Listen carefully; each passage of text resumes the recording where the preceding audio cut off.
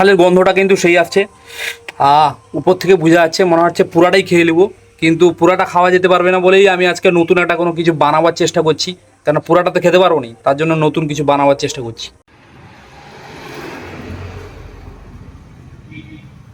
তো আমরা চালের মাল সরি আমরা কলার মালপোয়া খেয়েছি, তারপরে বিভিন্ন ধরনের মালপোয়া বানানো, চাল টাল দিয়ে গুড় টুড় দিয়ে বানানো হয় মালপোয়া, সেটা খেয়েছি। তো কিন্তু আমি কোনোদিন কাঁঠালের মালপোয়া কিন্তু খাইনি। কাঁঠাল দিয়ে যে মালপোয়া বানানো হয় এবং সেটা বাসি হয়ে যাওয়ার পর, মানে যদি বিকালের দিকে বানানো হয়, সকালের দিকে যদি তুমি উঠে কাঁঠালের মালপোয়াটা খাও, তার যে টেস্ট ভাই সম্পূর্ণ, মানে চাল আর কলা দিয়ে যে মালপোয়াটা তৈরি হয় তার থেকে কিন্তু দ্বিগুণ টেস্ট। তো মানে পুরো রেসিপিটা দেখার জন্য কন্টিনিউ ভিডিওটা দেখতে থাকো। কাঁঠাল দিয়ে কিভাবে মালপোয়া বানাবো, আর চাল গুঁড়া আনতে যেতে হবে, গুড় আনতে যেতে হবে, একটু মৌরি টৌরি দিতে হবে, সেগুলো আনতে যেতে হবে। তো কন্টিনিউ ভিডিওটা দেখতে থাকো। কাঁঠাল দিয়ে মালপোয়া, যেহেতু কাঁঠাল ভাই এখন সস্তা হয়ে গেছে, 10 টাকা 20 টাকা বড় বড় কাঁঠাল বিক্রি হচ্ছে মার্কেটে, তাও কেউ খাচ্ছে না। মানে সুযোগটাকে কাজে লাগিয়ে ভাই কাঁঠালের রেসিপি বানিয়ে খেতে হবে, কাঁঠালের বিভিন্ন রকমের জিনিস বানিয়ে খেতে হবে, কাঁঠালের বিভিন্ন রকমের আচার বানিয়ে রাখতে হবে। তো হ্যাঁ, এখন কিন্তু দিন বিকেলবেলা, কিন্তু পুরো অন্ধকার দেখাচ্ছে। ঘর ভিতর হলেও লাইট জ্বালানো আছে, তাও অন্ধকার দেখাচ্ছে। চলো বাইরের দিকটা আমি তোমাদেরকে এখন দেখাচ্ছি। তোমরা অনেকজন কমেন্ট করে যে ভাই ব্যবসার ভিডিও আসেনি কেন, ব্যবসার ভিডিও আসেনি কেন। তাহলে ব্যবসার ভিডিও কিসের জন্য আসছেনি সেটা দেখা যাচ্ছে। আমি দোকান, এই যে দোকান পুরো অন্ধকার দেখা রে ভাই, 3টা বাজে এখন অন্ধকার। আর এইদিকে এই অবস্থা, রাস্তাঘাটের অবস্থা ভাই শোচনীয় হয়ে গেছে। এদিকে চেয়ার টেবিল ভাই বসে দিয়েছি, তাও দেখো ভাই এক একজন করে ওখান থেকে বাড়াটে সেই দোকান ভাই, জল পড়তেই আছে পড়তেই আছে পড়তেই আছে, বন্ধ হাটেনি দোকান। কি হবে বলা মুশকিল, তাও সব কিছু রেডি করে দিয়েছি। এদিক থেকে বাস আসে রে, এই যে দীঘা যাওয়ার বাস, এসি গাড়ি ভাই। এই তো বৃষ্টি হয়, তাও এসি চালিয়ে রাখছে মনে হয়। ভাই কি অবস্থা, পরিস্থিতি ভাই বহুত খারাপ আছে। দোকান লাগিয়ে ভাই বসে আছি। এই দেখো সেদিকে আর একটা দোকান দেখাচ্ছি, সেখানে একটা কাস্টমার বসে আছে। তাই বসে বসে ভাবছি চা দোকানকে গিয়ে চা নিয়ে এসে খাইতে হবে, নাহলে আর কিছু উপায় নেই।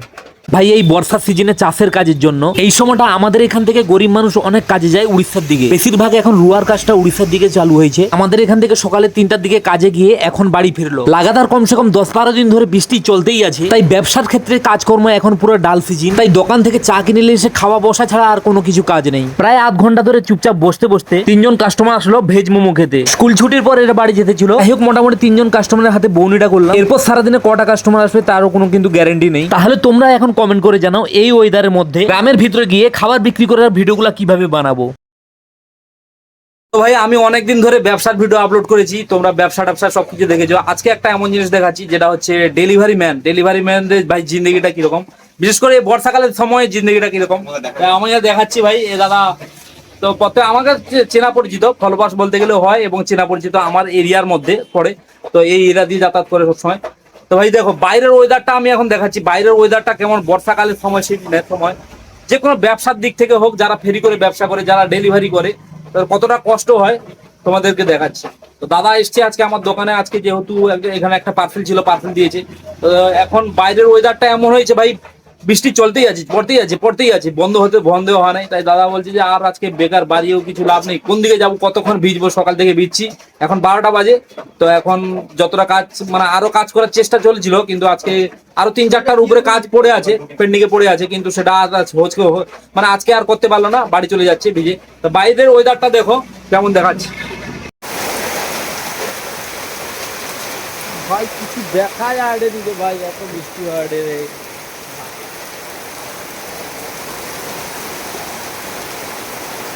এবারে চলো তোমাদেরকে আমি দেখাই কাঁঠাল দিয়ে মালপোয়া বানানোর জন্য আমি কাঁঠালটাকে প্রথমে ছাড়াচ্ছি। আর কাঁঠালের আঠা বড়ই তো জানো তোমরা, গানটা তো অবশ্যই শুনেছো, আর আমাকে বেশি বলতে হবে না। এই তেল হাতে বলে লিচ্ছি যাতে আঠা হাতের মধ্যে না লাগতে পারে। এত বড় কাঁঠালটা মাত্র দাম পড়েছে 20 টাকা, তাও আবার একটু এখন অফ সিজনে। এবারে কিন্তু বর্ষাকাল ঢুকে গেল, আর সস্তায় আর এভেলেবেল কাঁঠাল পাওয়া যাবে না, বড় জোর হয় আর 1 সপ্তাহ। কিন্তু দোকানদার আমাকে ঠকিয়ে দিয়েছে। আমি চেয়েছিলাম পাকা কাঁঠাল, যেটা ছোট ছোট পিস মিষ্টি হয়। এই কাঁঠালটা কিন্তু খেজা কাঁঠাল, যার পিস গুলো দেখতে পাচ্ছ কমসে কম 100 গ্রামের কাছাকাছি। আর এই খেজা কাঁঠাল হাতে কিন্তু মাখালেও সালা নরম হচ্ছে না, জন্য আমি নিয়ে এলাম বিদ্যুৎ চাকি। এই বিদ্যুৎ চাকির মধ্যে আমি কাঁঠালগুলা পিষে আমি এখন পেস্ট বানিয়ে নেব। কি আছে এখনো একটু ধৈর্য ধরে দেখো, দিলে মালপোয়াটা খেতে পাবে। কাঁঠালের মালপোয়াটা বানানোর জন্য আমি উন্নত মানের সুজি আর উন্নত মানের চালের গুঁড়ি ব্যবহার করছি। শুধুমাত্র নিজে খাবো বলে অল্প অল্প পরিমাণ নিয়ে এলাম 50-50।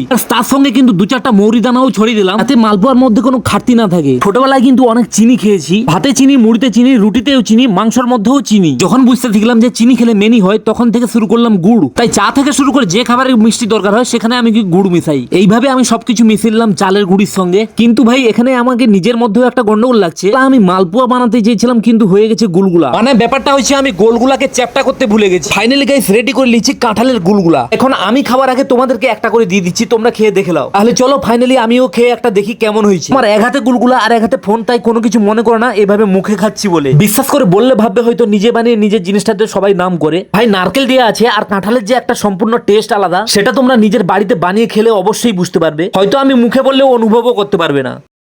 ভাই এটাই হচ্ছে রিসেন্ট পরিস্থিতি, যেটা আমার মানে বাইরের ব্যবসাগুলো তোমরা কমেন্ট করে জানো যে বাইরের ব্যবসাগুলোর ভিডিওগুলো দিচ্ছ নি কেন। তো সে এটার জন্য ভাই এখন যেহেতু বর্ষাকাল, তাই বাইরে ভাই গিয়ে যে ভিডিও বানানো সেটা কিন্তু সম্ভব যতটা হয় ততটা কিন্তু আমি দেখাতে চেষ্টা করব। হয়তো কোনো দিন ফাঁকা টাকা যদি থাকে তাহলে আমি দেখার চেষ্টা করবো। দেখো এই যে জামা কাপড়গুলো আছে না, এই জামা কাপড়গুলো ওই যে কেচে যে মেলেছি ভিতরে, ঘর ভিতরে, এগুলো হচ্ছে 5 দিন। আজকে 5 দিন হয়ে গেলো, এখনো মানে ঠিক মতো শুকনা হয়নি, এখনো ভিজা, হালকা হালকা ভিজা আছে। এই যে কারেন্টও দেখো ভোল্টেজ ঢিল লো, মানে কি বলবো ভাই, এমন পরিস্থিতি হয়ে গেছে, কারেন্টও আপ ডাউন হচ্ছে। আর বৃষ্টি, বাইরের পরিস্থিতিটা তোমাদেরকে এখনো দেখিয়ে দিচ্ছি। দেখো বাইরের পরিস্থিতিটা, কন্টিনিউ বৃষ্টিটা দেখো, ঝিমঝিম করে বৃষ্টি হচ্ছে না হচ্ছে। ওয়েদারটা দেখো, খালি শুধু ওয়েদারটা দেখলেই বুঝতে পারবে। ব্যবসার ভিডিওগুলো হয়তো একটু দেরি করে আসতে পারে, হয়তো যখন ওয়েদারটা ফাঁকা থাকবে হয়তো সেরকম ওয়েদার দেখে যে হ্যাঁ কালকে বাড়ালে হবে, সেরকম দেখে আমি ব্যবসার ভিডিওগুলো রাখবো। না হলে কিন্তু আমার ঘরে মানে বাড়িতে ভিডিও যেসব বানাতে থাকবো ও মানে ফুড ব্লগিংই থাকবে, বেশিরভাগ ফুড ব্লগিংই থাকবে। তো সেসব ভিডিও আসতে থাকবে। আরও এখনো তোমাদের দেখাচ্ছি, এই যে সকাল থেকে এখনো পর্যন্ত ভাই এখানে সব জাম হয়ে আছে। মোমো দোকানের যত দোকান দিয়েছিলাম সব জিনিসপত্র এখনো পর্যন্ত, এই মাত্র একটু বৃষ্টিটা কমতে, এই মাত্র জাস্ট একটু বৃষ্টিটা কমতে কিন্তু বাইরে মানে বৃষ্টিটা হালকা হালকা, জল হালকা হালকা পড়ছে। না হলে কিন্তু এগুলা যে ধুয়ে পরিষ্কার করব তাও এখনো টাইম হচ্ছে নি, 11টা বাজে সকাল। তাই যেহেতু ভাই মেঘটা একটু পরিষ্কার হয়েছে, তার জন্য ভাই এখন ধুয়ে পরিষ্কার করে নিতে হবে এগুলা। অসুবিধা না হলে ভাই অসুবিধা, আবার কখন বৃষ্টি শুরু হয়ে যাবে জোরে তাও ঠিক নেই। কারণ হালকা হালকা বৃষ্টিতে হয়তো কাজটা করতে সুবিধা হবে, আর জোরে বৃষ্টি হয়ে গেলে কিন্তু, জোরে বৃষ্টি হলে কিন্তু ভাই কাজ বাজ করতে অনেক অসুবিধা হবে। মানে এগুলো দোকানের কাজ, দোকানের কাজ কিন্তু আমাকে কমপ্লিট করতে হবে।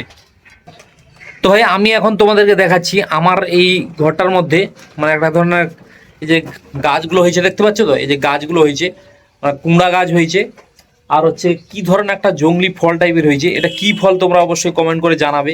এটা খাওয়া হয় কি হয়নি বলতে পারবো না, মানে সে পটল সাইজের মতো পটল লাগছে, কিন্তু এটা অরিজিনাল জঙ্গলি পটল কি বলতে পারবো না।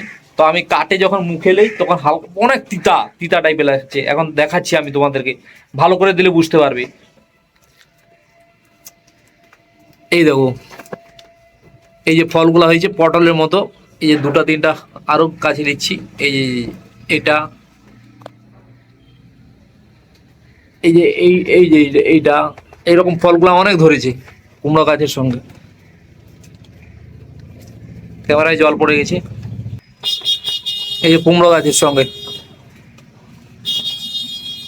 দেখতে পাচ্ছ, চারদিকে পুরা হয়েছে এগুলা। বৃষ্টির জন্য পুরা স্লিপ, আমার এই ঘর ভিতরে ঢুকতে হয় বৃষ্টির জন্য ভাই, এগুলা স্লিপ হয়ে কেমন হয়ে গেছে এগুলা ভাই, পুরা চুন দিয়ে ঘষতে হবে, না ব্লিচিং পাউডার দিতে হবে।